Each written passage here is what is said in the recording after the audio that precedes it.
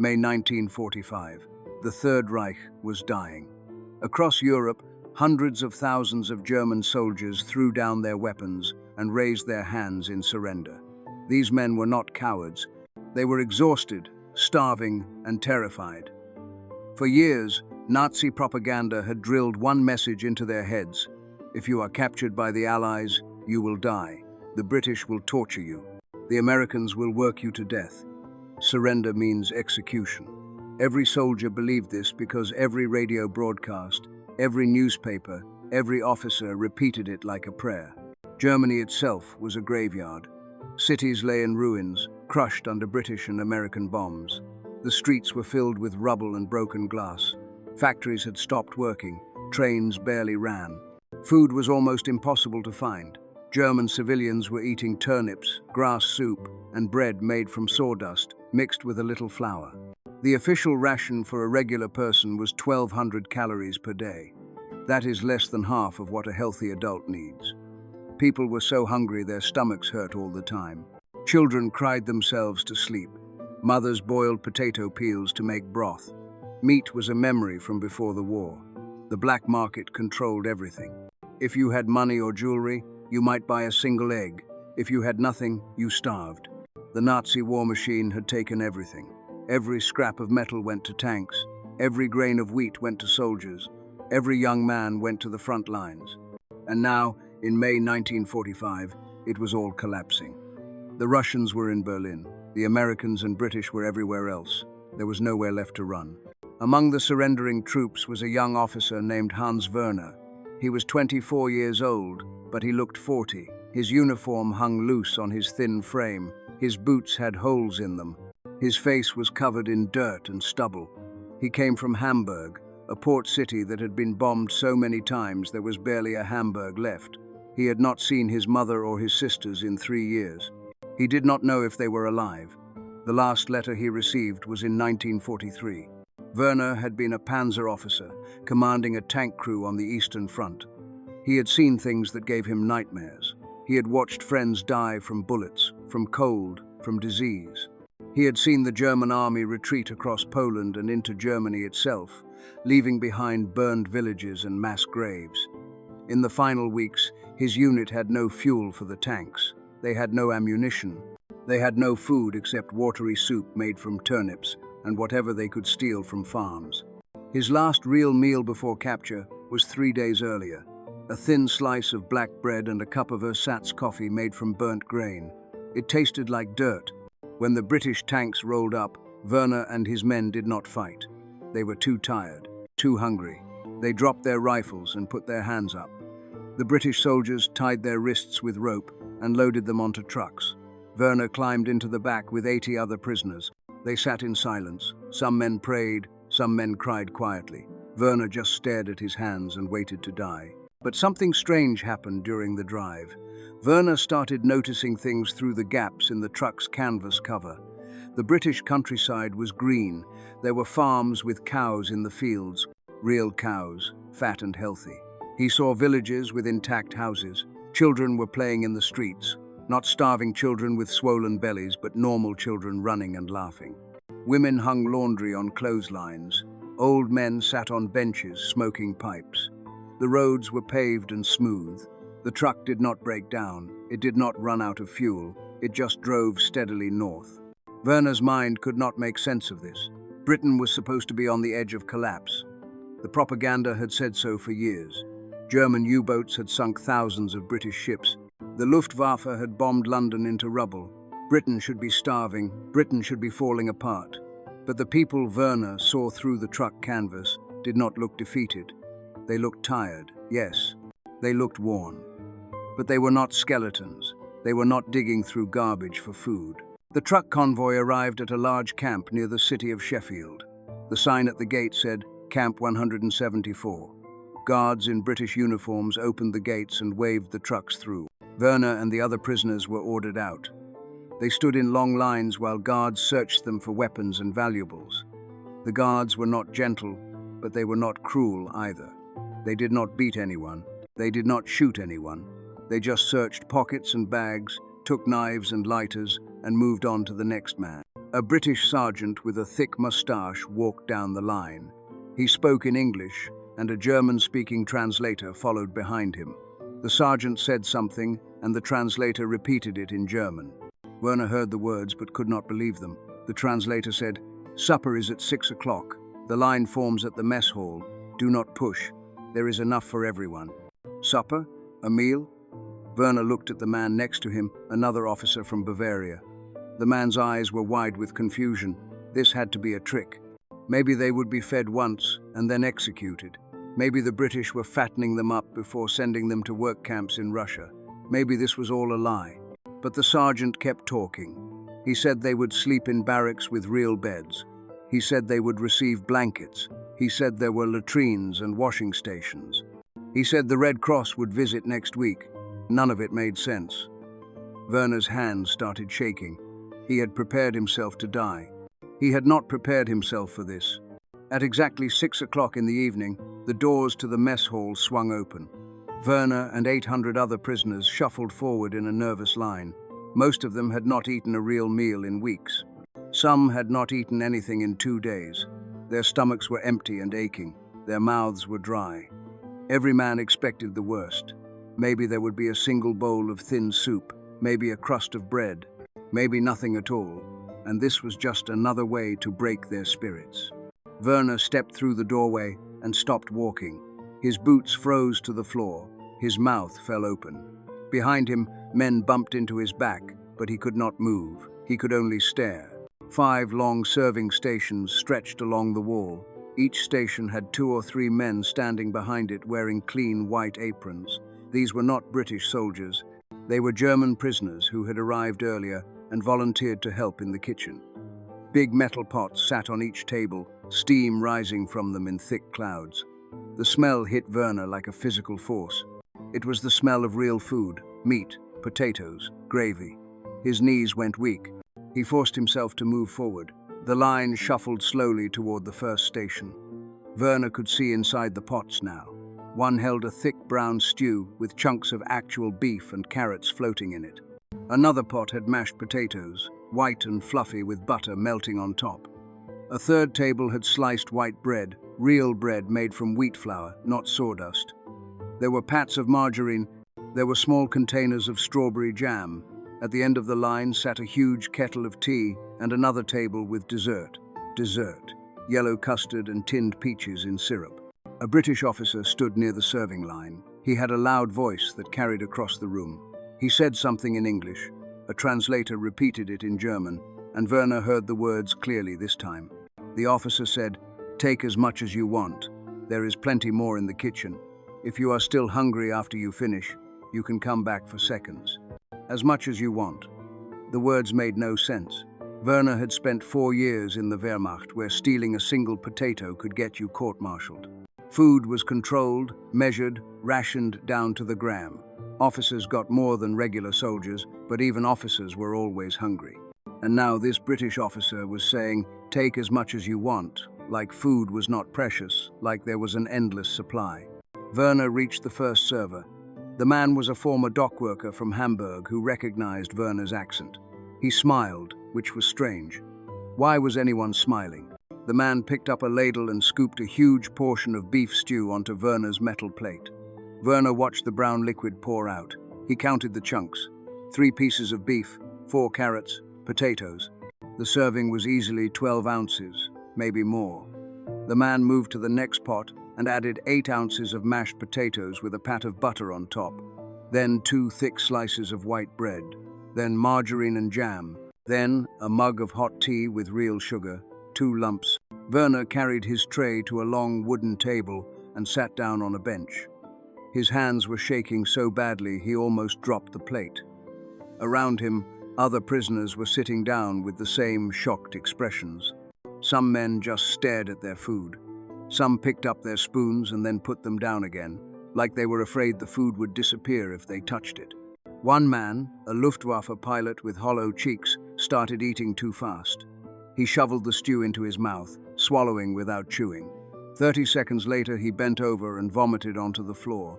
His stomach could not handle real food after months of starvation. It was too rich, too much, too fast. Werner expected the guards to yell at the pilot. He expected punishment. Instead, two British guards walked over calmly. One brought a bucket and a mop. The other brought a cup of water. They helped the pilot sit up. One guard said something in a gentle voice. The translator told the pilot to drink the water slowly and try eating again in smaller bites. There was no anger, no punishment, no cruelty. The guards just cleaned up the mess and walked away. Werner looked down at his own plate. He picked up his spoon and took a small bite of the stew. The taste exploded in his mouth. Salt, fat, meat, real beef, not horse meat or mystery scraps. He chewed slowly, carefully. He swallowed. His stomach did not reject it. He took another bite, then another. He ate the entire plate, slowly, and with each bite he felt something breaking inside his chest. The days that followed brought more impossible discoveries. Werner learned that this was not a one-time meal. Breakfast came at 7 in the morning, porridge with milk and sugar, bread with butter, tea or coffee, real coffee from a tin, lunch at noon, dinner at 6, every single day. The British called it rations, but these rations contained about 3,500 calories per day. That was more than triple what German civilians were eating back home.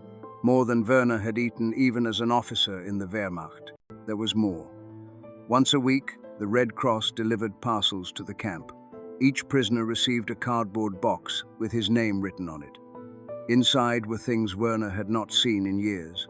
Chocolate bars, real Swiss chocolate, 50 cigarettes, a bar of soap that actually made bubbles, razor blades, instant coffee. Some boxes had canned meat or condensed milk. The first time Werner opened his parcel, he thought it was a mistake. He asked a guard if this was really for him. The guard nodded and said, every prisoner got one every week. The camp had a medical building with 40 beds. Real doctors worked there, both British and German prisoners who had been physicians before the war. They had medicines, antibiotics, penicillin, the miracle drug that Germany barely had. Werner had suffered from an infected tooth for 8 months. The pain kept him awake at night. He had begged for help in the Wehrmacht, but there were no dentists, no medicine, no time. In the British camp, he mentioned the tooth to a guard. 2 hours later, he was sitting in a dental chair. A doctor gave him a shot to numb the pain and fixed the tooth in 20 minutes. Werner almost cried from relief. Prisoners who volunteered to work on nearby farms got paid. Actual British money, 3 shillings per day. They could spend it at the camp canteen to buy extra cigarettes, candy, or writing paper. Werner signed up immediately. The idea of being paid to work, of having money in his pocket, felt like a dream. In the Wehrmacht, soldiers were not paid. They were fed and clothed, barely, and that was supposed to be enough. Every new discovery made the confusion worse. Werner's mind kept trying to make sense of it all. Britain had been bombed by the Luftwaffe for years. German U-boats had sunk thousands of British supply ships. Britain should be starving. Britain should be broken. But here was abundance. Here was organization. Here was a system that worked. The food deliveries came every day like clockwork. Military trucks arrived at the camp, loaded with crates of canned goods, fresh vegetables, sides of beef. The kitchens had industrial refrigerators that actually kept food cold. There were gas stoves that lit with the turn of a knob. Everything worked. Werner began to feel something he had not felt in years. It was not gratitude exactly. It was deeper and more disturbing. It was doubt. Doubt about everything he had been told. Doubt about Germany's strength. Doubt about the superiority of the Reich. Doubt about who the real barbarians were. The breaking point came on Christmas Day, 1945.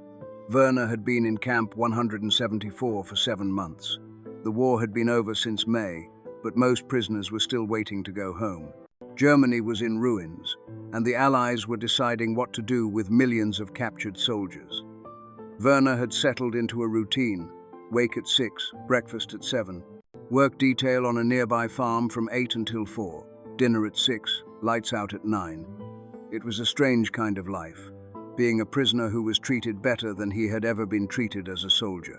2 weeks before Christmas, the British camp commander made an announcement. There would be a special holiday meal. Werner expected maybe an extra slice of bread or a piece of fruit. He did not expect what actually happened.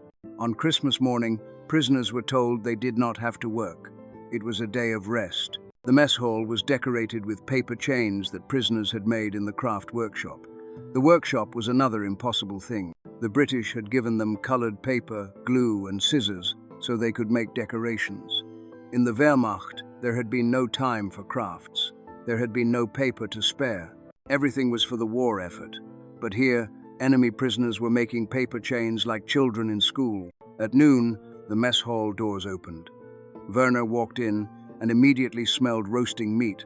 Not the usual beef stew, something different, something richer. The serving tables were covered with white cloths. British guards stood along the walls, but they were smiling. Some of them wore paper hats. Werner got in line. The first server placed a thick slice of roasted turkey on his plate, 8 ounces of white meat with crispy brown skin. Werner stared at it. He had not eaten turkey since before the war, maybe 1938 or 1939, at a family dinner when his father was still alive. The server added roasted potatoes, golden and crispy, then Brussels sprouts cooked with butter, then a spoonful of dark red cranberry sauce, then a thick slice of Christmas pudding soaked in brandy with a dollop of sweet butter sauce on top. But there was more. At the end of the line, each prisoner received a small bag. Inside were chocolates, 3 oranges, and 2 bottles of British beer, real beer, with actual alcohol. Werner carried his tray to a table in a daze. He set everything down carefully and just looked at it. The turkey, the vegetables, the pudding, the oranges. He picked up an orange and held it in his palm. It was heavy and cold. The skin was bright orange, almost glowing. He had not seen fresh citrus in 4 years. Oranges did not grow in Germany, and during the war, imports had stopped completely. This single orange was worth more than a week of German ration. A British chaplain walked to the front of the hall. He was an older man with white hair and a kind face. He spoke in German, which surprised everyone. His accent was not perfect, but it was clear enough to understand. He said they would have a short Christmas service. He invited everyone to bow their heads. Some prisoners did, some did not. Werner bowed his head because he did not know what else to do. The chaplain said a prayer. It was simple and short. He thanked God for the end of the war. He asked for peace. He asked for healing for all the nations that had suffered. Then he said something that made Werner's throat tighten. The chaplain said, "You are far from home and far from your families, but you are not forgotten. You are men, not animals. You deserve dignity and kindness. That is what we believe. That is what our faith teaches us. So today, we share this meal with you as brothers in Christ." The chaplain stepped back. Someone started singing. It was Stille Nacht, Silent Night, the old German Christmas carol. One voice became 10, then 50, then hundreds. 800 German prisoners sang together in a British camp while guards stood quietly and listened. Werner opened his mouth, but no sound came out. His eyes burned. Tears ran down his face, and he could not stop them. Around him, grown men were crying openly. The Luftwaffe pilot who had vomited on the first day sat across from Werner with tears streaming into his beard. The pilot whispered, "Mein Gott, they are Christians, real Christians, and we." He could not finish the sentence. Werner understood perfectly. The Nazi propaganda had called the British subhuman, weak, decadent, controlled by Jews, destined to lose the war because they were morally inferior to the master race. But here was the truth, served on a clean plate with turkey and cranberry sauce. The British had been bombed for years. They had been blockaded by U-boats. They had sent hundreds of thousands of men to die on battlefields, and still, they had enough food to give enemy prisoners a Christmas feast. Still, they had enough humanity to treat those prisoners with basic decency. Werner picked up his fork and took a bite of turkey. It was tender and juicy and perfect. He ate slowly, tasting every bite. He ate the potatoes. He ate the Brussels sprouts, even though he had never liked them. He ate the Christmas pudding and felt the brandy burn slightly on his tongue. He peeled one of the oranges, and the smell of citrus filled his nose, sharp and sweet and almost overwhelming. He split the orange into sections and ate them one by one, and each bite tasted like a memory of childhood, of Christmas mornings before the war, of a world that had been destroyed. After the meal, Werner sat at the table for a long time. Other prisoners were talking quietly or singing more carols. Some were drinking their beer and laughing, actual laughter, for the first time in months. Werner pulled out the small notebook that guards allowed him to keep. He had been writing in it since August, little notes about daily life, about his thoughts, about the things he saw. Now he wrote something different. He wrote, "I have fought for 6 years, believing we brought civilization to the world. Today I ate better than my mother has eaten since 1942. The guards do not beat us. The food is real. The Red Cross parcels are not propaganda. I opened one myself. I have eaten it. If Britain bombed and blockaded and fighting for survival can feed us like this, what does that mean? What have we done? What was it all for?" The words looked small and weak on the page, but they represented something enormous breaking inside him. Every piece of Nazi ideology he had believed was cracking apart. The lies were not complicated, they were simple and obvious. You did not need a university education to understand. You just needed a plate of turkey and the absence of cruelty. Over the following weeks, Werner noticed changes in himself and in other prisoners. Men started asking for English lessons. The British had brought in teachers, and now there was a waiting list. Prisoners wanted to learn the language of their captors. They wanted to read English newspapers. The British allowed this too. Uncensored newspapers arrived at the camp every day. Prisoners could read about the war, about the Nuremberg trials, about the concentration camps that had been liberated. At first, many prisoners refused to believe the photographs from Bergen-Belsen and Auschwitz. They said it was propaganda, that the British had faked the pictures to make Germany look bad. But the evidence kept coming. More photos, more testimonies, more documents. And the British did not force anyone to believe. They just left the newspapers on tables in the common room and let the prisoners read them or not read them as they chose. Werner read everything. He studied the photographs of piled corpses and skeletal survivors. He read the testimonies of camp guards who described the gas chambers and the crematoriums. He felt sick. He felt angry. He felt ashamed. Not because he had been in a concentration camp or because he had personally committed atrocities. He had been a tank officer fighting on the Eastern Front. But he had been part of the system. He had worn the uniform. He had believed the lies. He had fought for this. He volunteered for farm work again, not for the money, but because he needed to be outside, needed to be useful, needed to do something normal. He worked alongside British farmers who had lost sons and brothers in the war. These men should have hated him. Instead, they treated him with basic decency. They showed him how to operate the machinery. They corrected his English when he made mistakes. One farmer's wife packed extra sandwiches in Werner's lunchbox, thick slices of bread with cheese and pickle. One afternoon, Werner gathered the courage to ask her why. Why did she give him extra food? Why was she kind to him? Her husband had died at Dunkirk. She had every reason to hate Germans. The woman looked at him with tired eyes. She said simply, "You're a long way from home, love. Everyone deserves a bit of kindness." That sentence broke something in Werner that the Christmas feast had only cracked. He went back to the barracks that night and cried into his pillow like a child. Not because he was sad, though he was. Not because he was ashamed, though he was that too. He cried because he finally understood what civilization actually meant.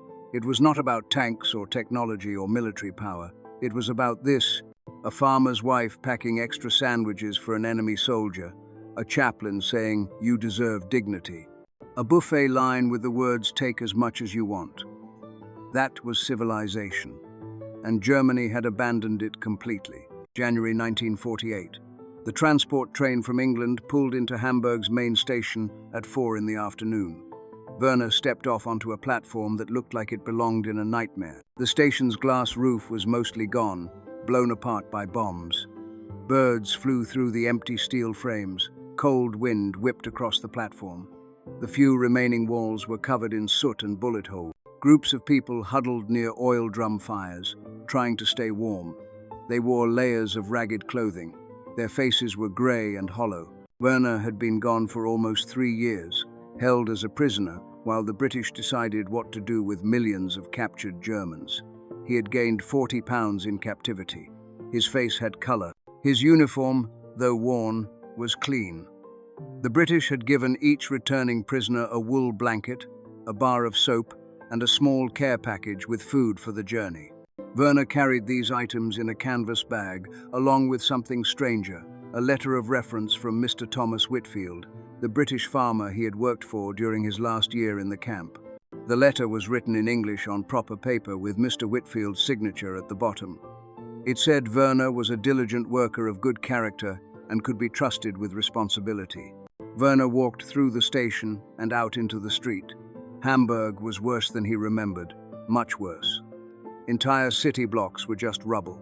Mountains of broken bricks and twisted metal stretched in every direction. Some buildings still stood, but they were hollow shells with no roofs and empty windows. People had made homes in the basements of destroyed buildings. He could see smoke rising from underground fires where families were cooking or trying to stay warm. The people looked like ghosts. Women in threadbare coats picked through the rubble looking for anything useful: a piece of wood for burning, a brick to trade, a bit of metal to sell. Children with skinny legs and swollen bellies followed behind them. Their eyes were too large for their faces. One small boy, maybe 6 years old, approached Werner with his hand out. He did not say anything. He just held his hand out and stared.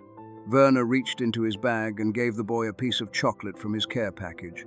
The boy snatched it and ran away like Werner might change his mind. Werner knew the address of his mother's apartment building, but when he arrived at the street, the building was not there. The entire block had been flattened by bombs. Just rubble and a few wooden crosses marking where bodies were buried. A neighbor told him his mother had survived and moved to a shelter in the basement of a building 3 streets away. Werner found the building and climbed down a set of concrete stairs into the darkness. The basement was crowded with people. 30 or 40 families lived down here in one large room, divided by hanging blankets. The smell was terrible: unwashed bodies, mold, sickness. A few candles provided weak light. Werner asked for his mother by name. Someone pointed to a corner. He walked over and saw an old woman sitting on a wooden crate wrapped in a thin blanket. She looked 70 years old. She was 52. Werner said, "Mama." His voice cracked. The woman looked up slowly. Her eyes were dull and unfocused. She stared at him without recognition. Werner stepped closer into the candlelight. He said it again. "Mama, it's me, Hans." Her face changed. Her mouth opened. Her hands started shaking. She stood up and took 2 steps toward him, and then her legs gave out. Werner caught her before she fell. She weighed almost nothing. He could feel her bones through the blanket. She wrapped her arms around him and made a sound that was half crying and half something else, something animal and broken. She held onto him like he might disappear.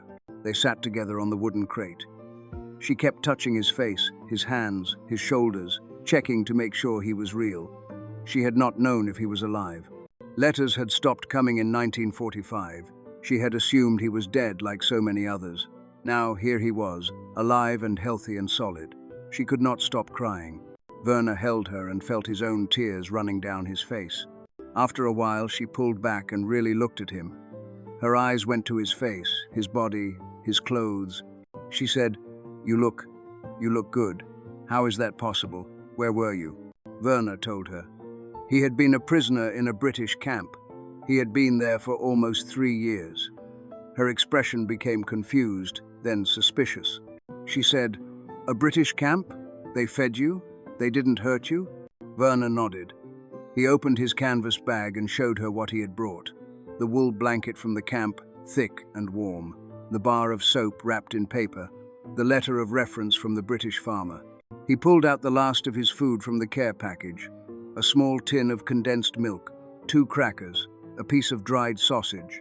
His mother stared at these items like they were made of gold. She picked up the soap and held it to her nose. Real soap that smelled like lavender. She had not had real soap in 3 years. She used a mixture of ash and fat that barely cleaned anything. She looked at the wool blanket and ran her fingers over the fabric. It was clean and whole, with no holes or tears. She picked up the letter and tried to read it, but it was in English, and she could not understand the words. She kept looking at it anyway, turning it over in her hands. She said, "I don't understand. The British did this. They gave you these things?" Her voice was full of doubt, like maybe Werner was lying or maybe he had stolen these items. Werner tried to explain. He told her about the food. 3 meals a day, every day, real meat, real bread, butter. He told her about the Christmas feast with turkey and oranges. He told her about the medical care, about the dentist who fixed his infected tooth. He told her about being paid to work on the farm, about the farmer's wife who packed him extra sandwiches. He told her about the Red Cross parcels with chocolate and cigarettes. His mother listened with her mouth slightly open. She kept shaking her head like she could not believe what she was hearing. She said, "But we were told." The radio said the British were starving. The newspapers said they were defeated. How could they feed you like that if they were losing? Werner had no answer for that question. Or rather, he had an answer, but it was too big and too terrible to say out loud. The answer was that everything had been a lie. The master race, German superiority, the destiny of the Reich, all lies. Britain had been bombed and blockaded and pushed to the edge, and still they had treated their enemies with more humanity than Germany had shown its own people. Over the following weeks, Werner tried to settle into life in the ruins. He found work with the British occupation authorities as a translator. His English was good enough after 2 years of practice. The British paid him in occupation marks that could buy food from military supply depots. He brought food home to his mother every week: bread, canned meat, powdered milk. She cried every time. Other Germans in the shelter asked where he had been. When he told them about the British camp, they reacted the same way his mother had: disbelief, suspicion, anger even. Some accused him of being a collaborator, of making up stories to make the British look good. One man said, Werner must have done special favors to get treated so well. Werner stopped talking about it. He learned to say simply that he had been a prisoner in England and leave it at that. But he could not forget. Every day he saw the contrast, the ruins, the hunger, the desperation. And in his memory, the mess hall at Camp 174, with its buffet line and the words "take as much as you want." The two realities did not fit together. They could not both be true. Except they were both true, and that meant everything Werner had been taught was backwards. He never joined the groups of former soldiers who sat in bars and talked about how Germany would rise again. He never spoke favorably about the old regime. When neighbors ranted about the Allied occupation and how unfair it was, Werner stayed quiet or walked away. He had seen what fairness actually looked like. He had experienced mercy from people who had every reason to be merciless. Werner met a woman in 1950, a war widow with 2 young children. They married in 1951. He taught his children English from the time they were small. He kept Mr. Whitfield's letter of reference in a box under his bed, along with his camp diary. His wife found them once and asked about them. Werner showed her the diary entries, especially the one from Christmas 1945. She read it slowly, her finger tracing the words. When she finished, she said, "This is why you're different from the other men. This is why you don't talk about glory." In 1962, Werner wrote a letter to the International Committee of the Red Cross. He thanked them for the parcels they had sent to Camp 174. He told them those parcels had done more than feed hungry men. They had restored faith in humanity. He wrote, "I was captured expecting death and received dignity. I was fed when my captors themselves used ration books. I was treated as a man when we had treated others as less than animals. I learned more about civilization in a prisoner of war camp than in 6 years of fighting for the master race." The greatest weapon the Allies possessed was not their bombers or tanks. It was their refusal to become what we were. Hans Werner died in November 1989, just weeks after the Berlin Wall came down. His children found his camp diary and the letter from Mr. Whitfield among his possessions, carefully preserved for 44 years. At his funeral, his daughter read the Christmas 1945 diary entry out loud. She read about the turkey and the oranges and the chaplain who said, "You deserve dignity."